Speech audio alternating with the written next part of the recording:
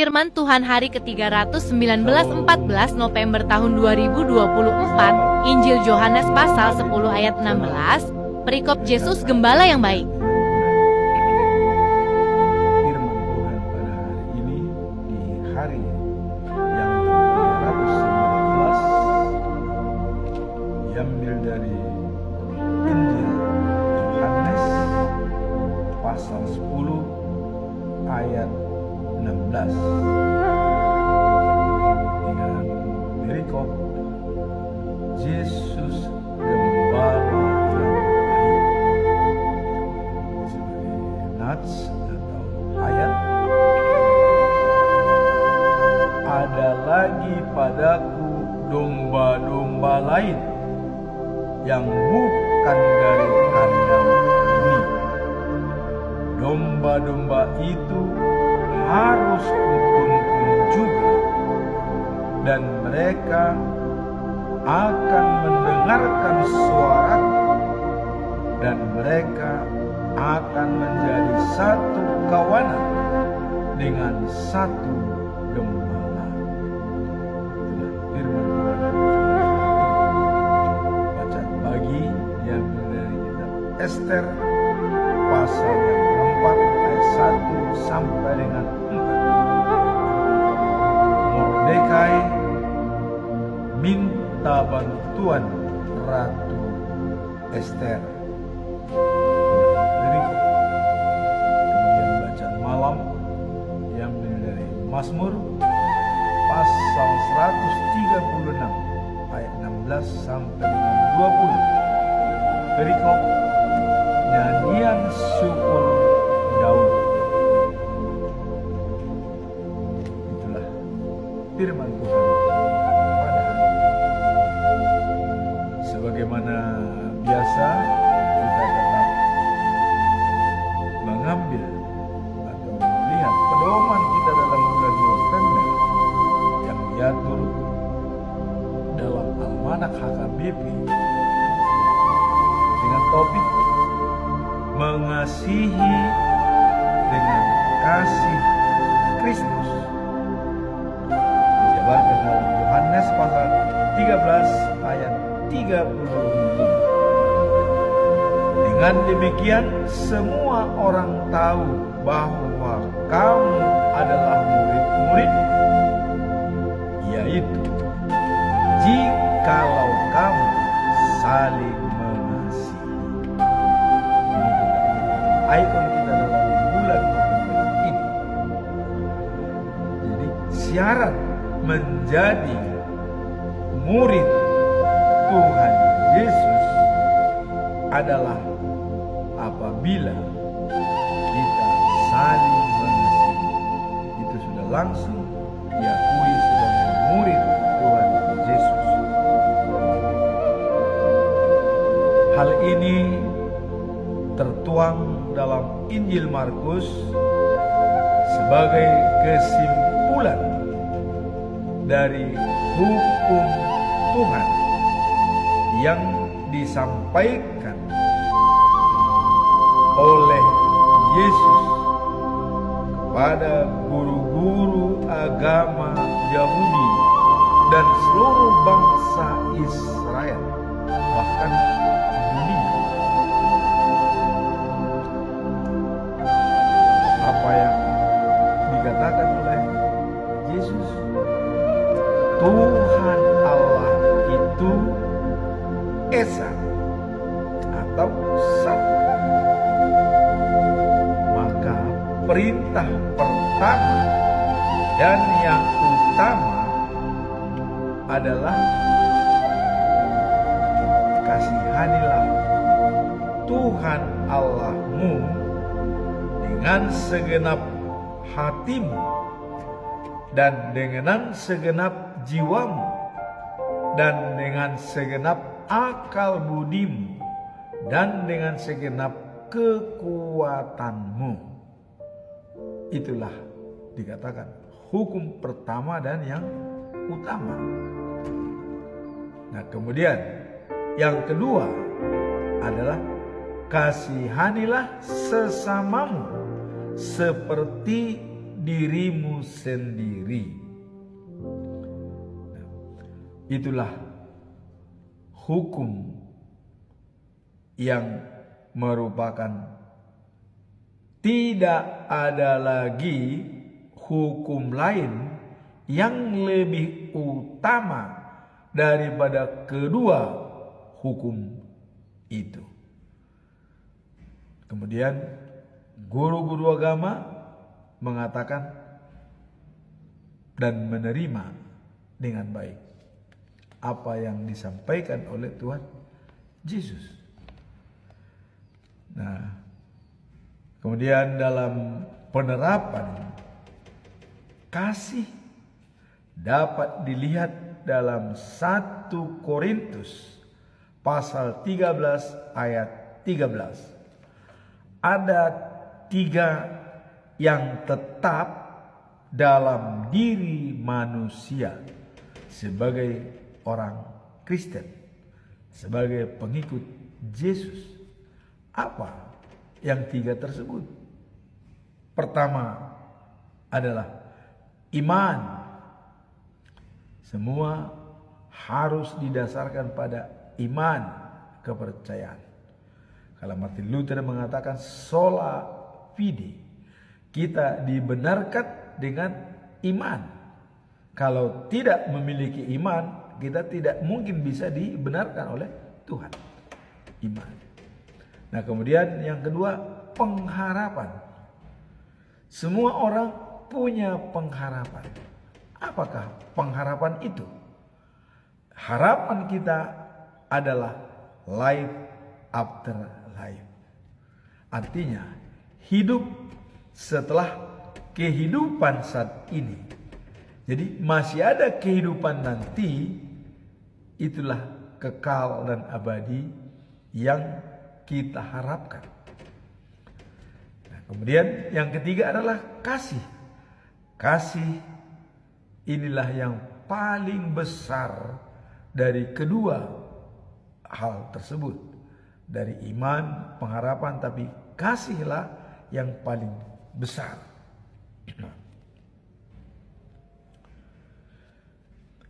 Kenapa kasih dikatakan lebih besar? Ya.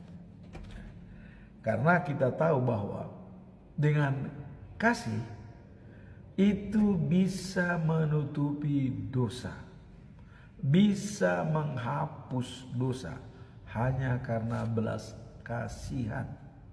Ya.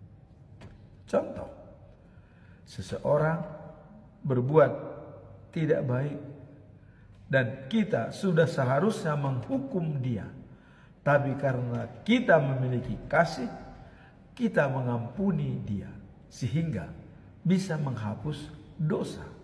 Itulah dikatakan maka kasih adalah lebih besar.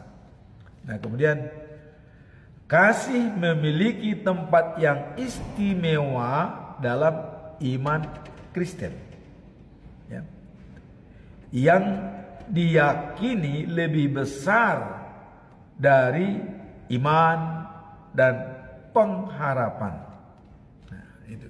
Jadi diyakini lebih besar dari iman dan pengharapan. Karena kasih adalah inti daripada karakter Tuhan. Dan hubungan dengan umatnya.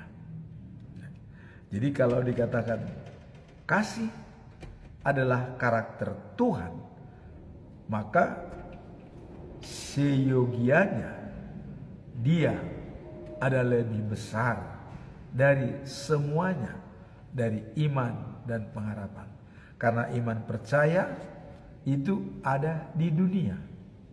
Kita di dunia memiliki iman percaya. Pengharapan juga ada di dunia. Tapi kalau kasih kekal dan abadi di dunia ada, dan life after life setelah kehidupan sekarang pun masih ada kasih. Karena di surga itu saling mengasihi satu sama lain. Ya, kekal dan abadi. Nah, ada beberapa alasan ya mengapa dianggap kasih lebih utama. Nah ini bisa dikatakan para teolog juga bisa menyebut bahwa ada 3 hal yang mengatakan bahwa kasih lebih besar. Pertama, kasih adalah perwujudan bagaimana kita harus hidup sebagai pengikut Kristus. Nah, jadi bagaimana kita sebagai pengikut Kristus itu dijabarkan di dalam Yohanes pasal 13 ayat 35. Dan itulah merupakan topik kita selama bulan November. Mengasihi dengan Kristus. Ya. Jadi mengasihi dengan kasih Kristus. Dijabarkan dengan demikian semua orang akan tahu bahwa kamu adalah murid-muridku, kata Yesus. Semua orang tahu kalau kamu adalah murid-muridku jikalau kamu saling mengasihi. Nah, ini pertama alasannya. Kasih adalah perwujudan bagaimana kita harus hidup sebagai pengikut Kristus, yaitu mengasihi dengan kasih Kristus.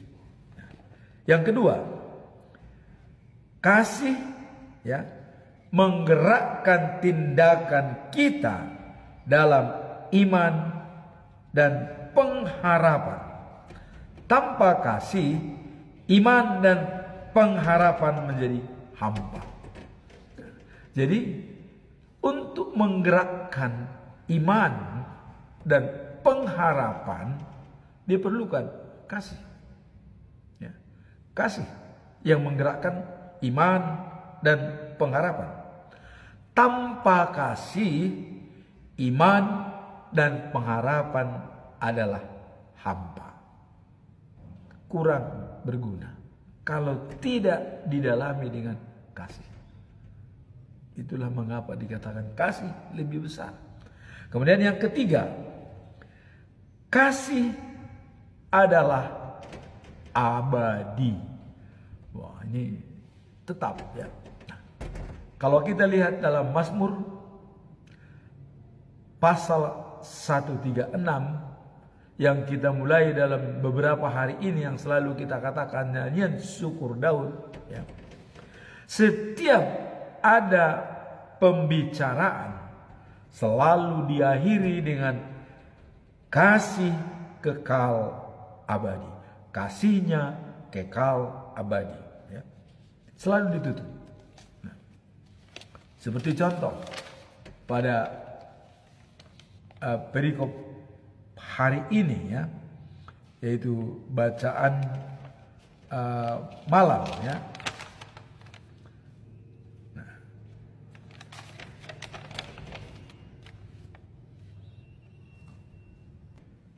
kita lihat dalam bacaan malam ya, pasal 136 ayat 16 sampai dengan 20.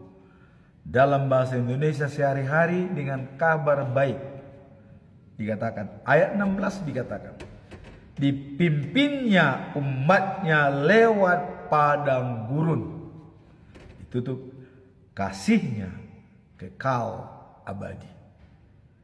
Kemudian dikatakan ayat 17, dikalahkannya raja-raja perkasa, kasihnya kekal abadi. Dibunuhnya raja-raja termasyhur, kasihnya kekal abadi. Seperti Sihon raja Amori, kasihnya kekal dan abadi. Dan Og raja Bashan, kasihnya kekal dan abadi. Jadi ayatnya sampai 36 ayat dalam pasal 136 selalu diakhiri dengan kasihnya kekal abadi. Inilah merupakan alasan yang ketiga tadi, bahwa kasih Allah adalah abadi. Jadi bukan tiruan atau bukan sementara, tapi abadi, ya, kekal, abadi, tetap. Ya. Jadi itulah dikatakan karakter daripada Tuhan adalah kasih. Nah, apakah manusia bisa mencontoh karakter Tuhan? Ya, tadi dikatakan oleh Yesus, kamu menjadi murid-muridku jikalau kamu saling mengasihi. Nah, saling mengasihi, vertikal kepada Tuhan, horizontal kepada manusia, dijabarkan dalam Markus pasal 12 ayat 30 sampai dengan 31. Kasihnya kekal dan abadi, sementara iman dan pengharapan adalah temporer. Kenapa temporer? Hanya di dunia. Setelah kita selesai dari dunia, iman dan pengharapan sudah hilang. Yang ada adalah kasih di the news of Jerusalem. Nah, jadi kasih akan terus ada dan melampaui segala hal. Itulah bukan kita hari ini bahwa mengasihi dengan kasih Kristus, karena itulah karakter Tuhan. Karakter Tuhan adalah mengasihi. Nah, kalau kita lihat dalam Yohanes, ya, pasal yang ketiga ayat 16, ya, begitu besar kasih setia Allah, ya, maka anaknya yang tunggal diberikan ke dunia ini supaya untuk menyelamatkan manusia, percaya kepadanya, beroleh hidup yang kekal. Jadi perikop pada hari ini, ya, dikatakan adalah dalam Yohanes 10 ayat 16, Yesus gembala yang baik. Nah,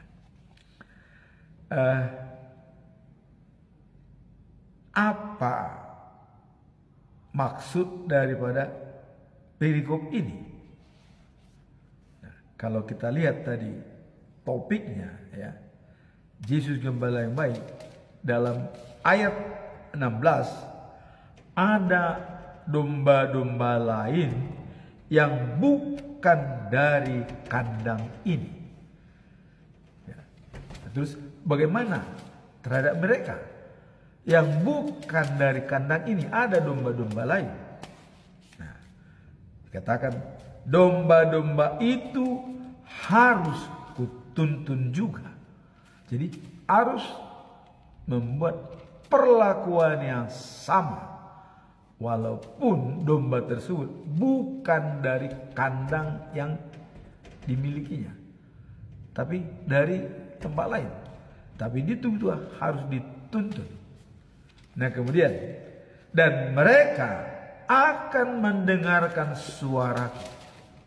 Jadi dengan dituntunnya mereka, maka mereka akan mendengarkan suara Yesus. Nah, dan mereka menjadi satu kawanan, ya, satu tempat, dan satu gembala. Contoh, di dunia ini sumbernya kawanan domba itu adalah di Israel. Tapi begitu berita firman Tuhan itu ke seluruh dunia, sampai datang ke tanah Batak, ke tanah Toraja, ke tanah Jawa, ke tanah Filipina, Malaysia, kemana-mana. Tapi semua domba itu dituntun dan satu kawanan dan satu gembala. Satu dari semua negara-negara yang dari Israel tadi berkembang itu, semua negara-negara itu hanya satu gembala, yaitu Yesus. Inilah dikatakan dalam perikop hari ini, Yohanes 10 ayat 16, Yesus gembala yang baik. Berapa miliar penduduk dunia ini, berbeda-beda ras, berbeda-beda kulit, ya, dan berbeda-beda latar belakang pendidikan segala macam, tapi hanya satu gembalanya, yaitu Yesus. Maka Allah sudah mengatakan bahwa dari keturunan Daud akan datang raja dari segala raja, bertempat di kota Sion. Raja dari segala raja itu nanti pembuktiannya di The News of Jerusalem. Tapi sekarang pun, ya, semua yang datang kepada Yesus dan percaya kepada Yesus merupakan satu gembala, yaitu Yesus di seluruh dunia. Inilah makna daripada perikop ini. Artinya banyak gembala-gembala, berbeda-beda tempat, berbeda-beda latar belakang, tapi hanya satu gembala. Jadi domba berbeda-beda latar belakang, tempat dan segala macam, tapi gembalanya hanya satu. Tidak ada dua gembala atau tiga, hanya satu gembala. Itulah Yesus sebagai Allah, sebagai Roh Kudus, dan Dia adalah satu-satunya Tuhan. Jadi kalau ada yang mengatakan bahwa Yesus Tuhan, itu adalah kekeliruan besar. Kekeliruannya, karena Yesus sudah mengatakan di dalam Injil Yohanes, ya, yang mengenal aku sama dengan mengenal Allah. Siapa yang berani mengatakan mengenal aku sama dengan mengenal Allah? Mungkin ini yang tidak dibaca oleh teman-teman. Maka si Filipus dikatakan, aduh Filipus, katanya, kamu sudah berapa lama masa kamu masih mencari Bapa? Di mana Bapa? Tunjukkan kepada kami supaya kami bisa mengikuti Dia. Filipus, ya, itu sudah pengikut Yesus, itu sudah, ya, 3,5 tahun mungkin dibimbing sama Dia. Aduh Filipus, kau masih, pemikiranmu masih picik, katanya, belum mengerti kamu, katanya. Ingat, melihat aku sama dengan melihat Bapa. Berarti Bapa sama dengan aku, Allah sama dengan Yesus. Mau apa lagi? Apalagi yang kau pertentangkan, Filipus, katanya, ya. Nah, pada waktu itu juga Thomas juga mengatakan, karena Yesus mengatakan, aku akan pergi, ya, kata Yesus. Nah, kemanakah engkau pergi? Kami coba tunjukkan jalan itu kepada kami, kata si Thomas, ya. Waduh, ini juga Thomas dinyatakan oleh Yesus lagi kepada Thomas. Thomas, katanya, akulah jalan, hidup, dan kebenaran. Tidak ada seorang pun sampai kepada Bapa tanpa melalui aku, katanya. Terus kamu mau lewat jalan mana? Datanglah si Filipus. Wah, untuk tanpa melalui Bapa, tunjukkan Bapa itu di mana? Tunjukkan di mana Bapa itu, kata Filipus. Karena Yesus mengatakan tadi, akulah jalan, hidup, dan kebenaran. Tidak ada yang sampai ke Bapa tanpa melalui aku. Datang Filipus, tunjukkan di mana Bapa itu, supaya kami bisa melihatnya. Tunjukkan, katanya. Filipus, berapa lama kau sudah bersama dengan saya? Kau belum tahu siapa saya, kata. Ingat, katanya, melihat aku sama dengan melihat Bapa. Berarti Bapa sama dengan aku. Ya, apalagi? Karena Yesus sudah mengatakan, aku berada di dalam Bapa, Bapa berada di dalam aku. Kau cari Bapa di mana? Aku itu sendiri, Bapa itu aku, kira-kira begitu, ya. Cuman dia tidak mengatakan aku Allah Isa yang itu. Tidak mengatakan, karena dia hanya mengatakan sinonim, tetap mengatakan Bapa di surga. Karena dia di sini sebagai manusia turun ke bumi, tidak mungkin dikatakan. Tapi dia sudah bilang melihat aku sama dengan melihat Bapa, itu halus. Apalagi. Jadi bagi yang belum percaya kalau Yesus itu Tuhan, bertobatlah. Jangan sampai Anda tidak nanti masuk dalam penghakiman atau tidak dikenal oleh Yesus. Karena dalam kitab suci apapun, baik Kristen dan Islam, bahwa Yesuslah penghakiman yang terakhir. Nah, kalau kita tidak kenal Yesus, bagaimana kita bisa dihakimi? Enggak mungkin. Maka mulai sekarang saya katakan, kenalilah Yesus sebagai hakim tunggal untuk menghakimi yang hidup dan yang mati. Nah, itulah perikop hari ini. Jadi dikatakan tadi, Yesus Gembala. Apa makna dan pesan moral dari perikop ini? Dalam Yohanes pasal 10 ayat 16. Dan domba-domba lain yang bukan dari kandang ini haruslah kutuntun juga. Mereka mendengar suaraku dan menjadi satu kawanan, satu gembala. Dalam ayat ini Yesus menegaskan komitmennya untuk menjangkau semua orang. Bukan hanya sebagian, semua orang. Dan membawa mereka kepada pemahaman dari kasihnya. Jadi membawa mengenai kasihnya itu kekal dan abadi. Ini merupakan menunjukkan betapa besar ya arti dan perlakuan Tuhan kepada setiap individu tanpa membedakan latar belakang. Jadi tidak ada latar belakang, membedakan latar belakang ataupun diskriminasi. Sama semua. Maka tadi katakan supaya semua satu kawanan domba dan hanya satu gembalanya. Jadi kalau selama ini masih ada sana gembalanya lain, sekarang Yesus mengatakan satu gembalanya dari semua kawanan domba yang ada di dunia ini. Bukan ada dua gembala, hanya satu gembalanya, yaitu Yesus. Nah, kemudian apa pesan moral dari perikop ini? Pesan moral daripada perikop ini adalah pentingnya menjangkau dan mengasihi sesama sebagaimana Tuhan telah mengasihi kita. Jadi itulah pesan moralnya, pentingnya ya, menjangkau untuk mengasihi sesama ya. Karena Tuhan telah mengasihi kita.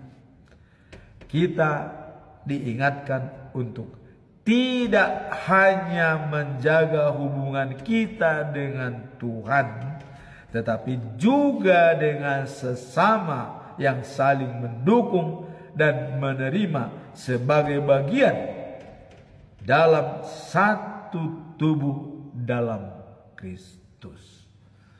Jadi bukan hanya kepada Tuhan saja, tapi juga kepada. Maka itulah dikatakan Markus 12 ayat 30 dan 31, hukum yang utama vertikal, mengasihi Tuhan Allah dari segenap hati, dari segenap jiwa, dari segenap akal budi, dan dari segenap kekuatan.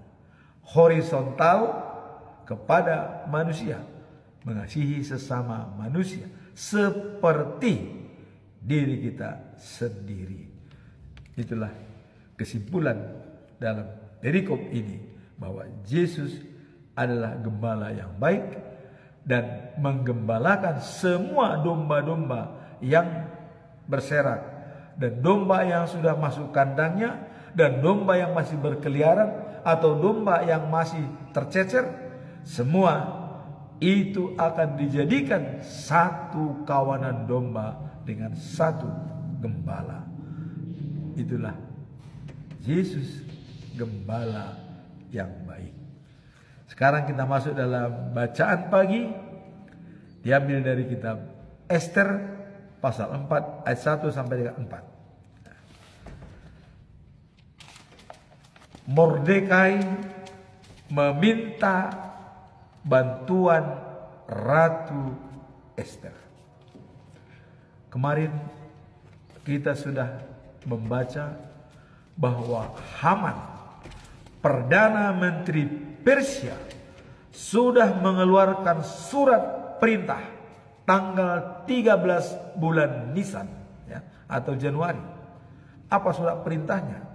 Bahwa semua orang Yahudi setelah diadakan urin atau undi, maka jatuh pada tanggal 13 Desember di seluruh kerajaan Persia, semua Yahudi harus dibantai dan dimusnahkan.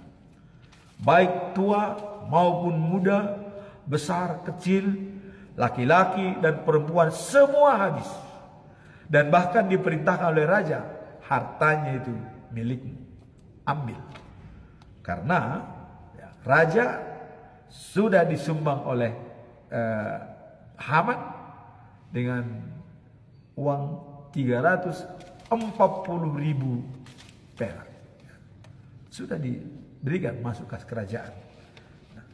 Nah maka sekarang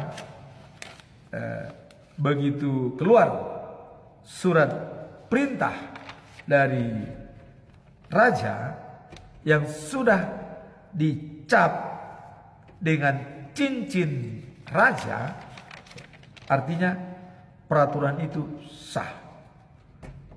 Dan boleh dikatakan Haman mengatakan hamba pasti akan dapat memasukkan lebih dari 340.000 kilogram perak dalam kas baginda. Jadi sudah disogok, raja ini sudah disogok dengan memberikan 340 kilogram perak, ya. Nah, maka keluarlah surat perintah baginda, ambil nih cincin saya. Surat apa mau? Disuruh sekretaris menulis perintah, ya, kepada semua bangsa Yahudi supaya dimusnahkan, ya. Jadi isi perintah itu adalah sebagai berikut. Pada tanggal 13 bulan Adar. 13 bulan Adar maksudnya Desember, ya. Jadi tanggal 13 Januari surat diperintahkan, ya. Dibuat surat tanggal 13 Januari dan isinya ialah bahwa pada tanggal 13 bulan Adar seluruh bangsa Yahudi, baik tua maupun muda, baik wanita, ya, maupun anak-anak, harus dibunuh tanpa ampun dan hartanya disita. Inilah tulisan itu. Beredar, dikirim ke seluruh provinsi. 127 provinsi di Persia, ya. Dikirim dengan bahasa yang dimengerti oleh masing-masing daerah, diterjemahkan. Maka orang Yahudi resah. Orang Yahudi resah.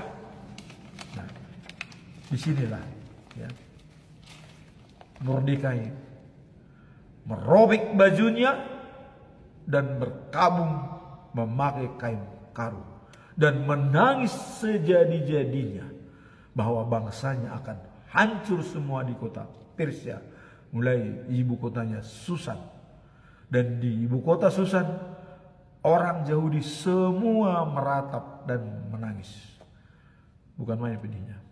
Nah maka dalam situasi ini, ya, bahwa dengan adanya surat dari raja bahwa 13 Januari, ya, akan dibinasakan tanggal 13 Desember, ya, Mordekai merobek bajunya dan berkabung, ya, karena Yahudi akan punah.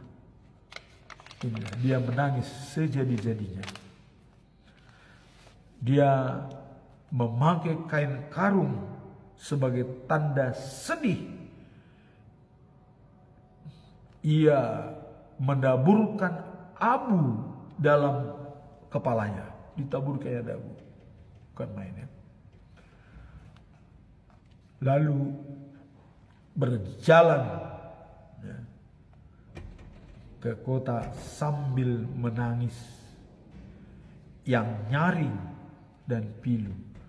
Kalau dia berkabung memakai kain karung sambil menangis dan pilu di kota Susan, bukan main, ya.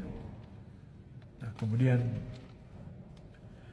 di depan pintu gerbang istana ia berhenti. Mordekai berhenti di depan pintu gerbang istana. Nah, sebab orang yang berpakaian karung dilarang masuk. Tidak boleh masuk orang yang berpakaian kabung dalam istana. Dia berada di pintu gerbang istana. Juga di segala provinsi orang-orang Yahudi meratap setelah perintah raja diumumkan tanggal 13 Januari atau bulan Nisan. Dan mereka berpuasa, menangis, dan mengeluh. Dan banyak di antara mereka memakai kain karung dan berbaring di atas abu. Tidur di atas abu memakai kain karung. Bangsa Israel di seluruh provinsi daripada kerajaan Persia. Bukan main sedihnya, ya. Nah, kemudian Ester memperhatikan pada waktu, ya, gadis-gadis yang menjaga atau dayang-dayang daripada Ester, ya, dan para pejabat khusus yang melayani Ratu Ester, ya, melaporkan kepadanya apa yang sedang dilakukan Mordekai. Jadi gadis-gadis dayang-dayang itu dan juga pejabat-pejabat khusus melayani Ester itu melapor kepada Ester bahwa Mordekai, berkabung, memalukan, memakai pakaian yang tidak pantas. Nah, sedangkan Mordekai adalah sebagai ayah angkat daripada Ester. Karena Ester sudah yatim piatu dipilih menjadi ratu. Dan dia adalah dimonitor oleh Mordekai. Bahkan dia pun tidak mengakui bahwa dia Yahudi karena takut ada terjadi hal yang tidak diinginkan. Jadi dalam hal ini Ester prihatin. Dengan mendengar Mordekai sebagai dianggap ayah kandungnya sudah pakai kain kabung, kain karung, ya, dan berada di pintu gerbang. Ester berpikir, ya, dan dia sangat sedih sekali dalam istana. Tapi dia masih belum bisa berbicara dengan raja. Akhirnya Ester mencoba mengirim pakaian kepada Mordekai, ya, sebagai pengganti kain karungnya. Jadi dia mengirim pakaian yang bagus diganti. Apa yang terjadi? Mordekai tidak mau menerima kain yang diberikan oleh Ester. Akibatnya apa yang terjadi? Ester merasa sedih sekali, ya, coba. Seorang ayah, ya, yang berkabung dan diberikan sesuatu tapi tidak mau menerimanya. Coba bagaimana perasaan? Pilu. Nah, Mordekai dia merasa bukan itu yang mengobati kabungnya itu, bukan pakaian, bukan. Tapi ada kebijaksanaan untuk merubah keputusan tersebut yang dibuat oleh raja. Ini sebenarnya yang mau diinginkan oleh Mordekai. Nah kemudian Ester merasa sedih sekali ya, dengan pedih yang diderita oleh ayah angkatnya. Ya. Nah, kemudian bagaimana kelanjutan dari ini? Di saat Mordekai tidak mau menerima kain pemberian daripada Ester, sementara Ester sangat sedih terhadap ayahnya. Apa kelanjutan daripada cerita ini? Mari kita lihat dalam episode berikutnya besok. Jangan lupa tetap berada di dalam channel kita. Nah sekarang kita masuk dalam perikop selanjutnya, itu bacaan malam. Ya, bacaan malam diambil dari Mazmur pasal 136 ayat 16 sampai 20. Nah, di sini tadi kita melihat ya bahwa Mazmur 136. Ya, tadi sudah kita melihat apa isi daripada Mazmur 136 ayat 16 sampai dengan 20. Nyanyian syukur Daud, bahwa Daud mengatakan kasihnya kekal dan abadi. Apapun tindakan apapun yang dijalankan oleh Allah yang Maha Kuasa, selalu mengakhirinya dengan kasihnya kekal dan abadi. Walaupun dia membantai manusia atau membantai siapapun, tetap mengatakan kasihnya kekal dan abadi. Jadi segala apa yang dilakukan oleh Tuhan, baik itu murkanya ataupun kasih sayangnya, tetap dalam lingkup kasihnya kekal dan abadi. Nah, kita lihat dalam ayat ini ya. Ayat 16, dipimpinnya umatnya lewat padang gurun dari Mesir, kasihnya kekal dan abadi. Selalu dalam rangka mengasihi walaupun dibawa lewat padang gurun ya. Jadi tidak ada semacam permusuhan, tetapi kasih yang dijalankan oleh Tuhan. Kemudian dikalahkannya raja-raja perkasa. Jadi raja-raja yang kuat dikalahkannya dalam rangka kasihnya kekal dan abadi. Siapa raja perkasa itu? Nah, kita lihat ya, adalah Sihon, raja Amori yang dihancurkan oleh bangsa Israel atas perintah Tuhan. Kenapa Tuhan Allah memerintahkan supaya raja Sihon dimusnahkan oleh bangsa Israel? Karena mereka menyembah berhala, menyembah patung. Makanya rebut kota itu dan habiskan penduduknya dan ambil hartanya, kasihnya kekal dan abadi. Demi kasih Tuhan. Nah kemudian Raja Og, Raja Basan juga dibunuh dan dihancurkan oleh bangsa Israel. Juga dalam rangka kasihnya kekal dan abadi. Jadi siapapun yang dibantai oleh Israel atas perintah Tuhan karena menyembah berhala, itu demi kasihnya kekal dan abadi.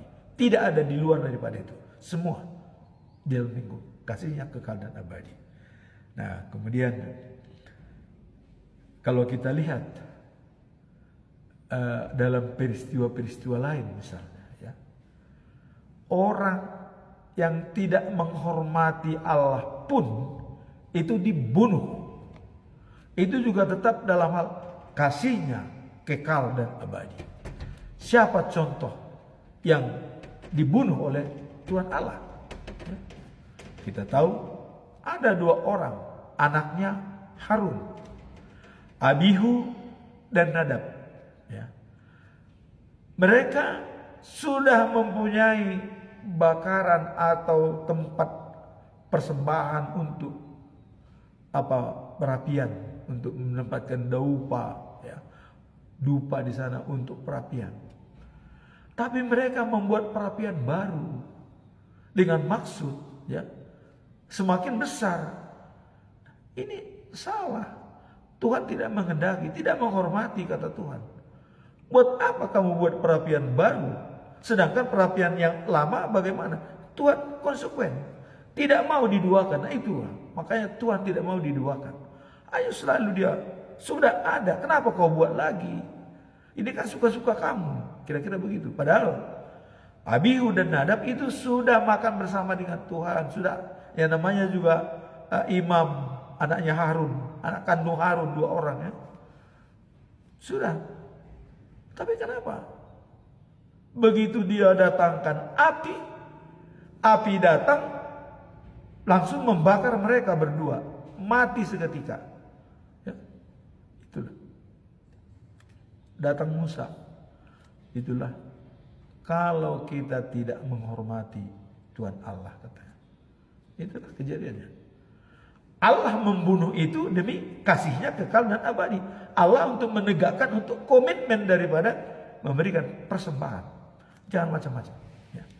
Jadi mungkin kalau implementasi sekarang mungkin ada juga banyak pendeta, ya, yang seperti Abihu dan Nadab, ya, sudah bekerja misalnya puluhan tahun sebagai pendeta, tapi begitu dia tidak menghormati Allah, maka dia akan tidak mendapatkan kekal dan abadi. Itu demi kasihnya kekal dan abadi. Nah, jadi dalam hal ini pun, ya, Nadab dan Abihu mati adalah karena kasihnya kekal dan abadi. Karena Allah sudah mengatakan, yang menghormati aku akan kuhormati, yang menghina aku akan kuhina, katanya. Jadi jelas, yang menghina Allah dihina, yang menghormati dihormati. Nah, maka Musa mengatakan, hormatlah kepada Tuhan. Akhirnya disuruhlah pegawainya, ambillah mayat 2 orang itu, kuburkan. Diperintah Harun, jangan tangisi anakmu itu. Nanti kau malah ikut dimarahi oleh Tuhan, malah bahaya. Tuh. Jadi itu sudah diperintahkan. Supaya, ya, kalau sudah terjadi seperti itu, kita hanya prihatin, ya, kasihnya kekal dan abadi. Kalau ada kejadian misalnya di hadapan kita yang tidak kita duga-duga, kita harus mengatakan kasihnya kekal dan abadi. Hanya itu yang bisa kita sampaikan. Jangan menghakimi, jangan menyalahkan siapa-siapa. Selalu kita mengatakan kasihnya kekal dan abadi. Apapun penderitaan, apapun yang kita hadapi di dunia ini, selalu kita mengatakan kasihnya kekal dan abadi. Ya. Itulah bacaan firman Tuhan pada hari ini, di mana pertama tadi adalah Yesus gembala yang baik, dari manapun asalnya, dimanapun berada, mereka untuk menjadi satu kawanan domba dan satu gembala, yaitu Yesus. Nah, kemudian dalam bacaan pagi, Mordekai berkabung dengan adanya surat perintah dari Raja Ahasiweres. Tanggal 13 Januari dikeluarkan surat untuk membunuh semua bangsa Yahudi, baik tua maupun muda, ya, laki-laki, perempuan, baik wanita maupun anak-anak, semua dibunuh, hartanya diambil tanpa ampun. Itulah keputusan raja, distempel pakai cincin Raja Ahasiweres. Akhirnya di sini Mordekai berkabung, merobek bajunya, dan semua bangsa Yahudi itu berkabung, tidur di atas abu, menangis. Mordekai pergi ke pintu gerbang istana, karena tidak boleh masuk di istana dengan pakaian kabung, dilarang. Bahkan bisa hukuman mati. Nah, ini pun mungkin nanti ancamannya ini hukuman mati. Mari kita ada episode berikutnya. Mungkin itu cuma hukuman mati. Tapi apakah ada nanti menyelamatkan Mordekai dengan berpakaian kabung di istana? Undang-undang mengatakan orang itu harus dihukum mati. Tapi mudah-mudahan apa yang menyelamatkan Mordekai nanti, mungkin itulah peran daripada Esther. Kita lihat episode selanjutnya. Nah kemudian terakhir tadi adalah kasihnya kekal dan abadi. Apapun tindakan Tuhan bagi kita, apapun yang dilakukan, baik dengan murka, baik dengan marah. Kalau kita lihat gunung-gunung itu hancur, atau hujan deras, atau banjir di mana-mana misalnya, atau angin puyuh, kita harus mengatakan kasihnya kekal dan abadi. Hanya itu yang bisa kita katakan. Yang terjadi itu adalah prinsip hukum alam. Hukum alam itu yang menilai siapa? Tuhan. Hukum alam itu yang menentukan adalah Tuhan. Dan manusia tidak bisa memprediksi kapan mau datang banjir, kapan mau datang angin, siapa menempatkan tiang bumi ini. Itu kata Tuhan, pertanyaan kepada Ayub, hanya Allah. Kita hanya bisa mengucap syukur dan kata Daud, kasihnya kekal dan abadi. Itulah yang saya sampaikan pada firman Tuhan pada hari ini. Semoga firman ini membuat kita semakin terang benderang rahasia daripada Alkitab, baik mengenai Yesus Kristus dan juga mengenai Tuhan Allah sebagai pencipta alam semesta. Amin. Tuhan memberkati kita.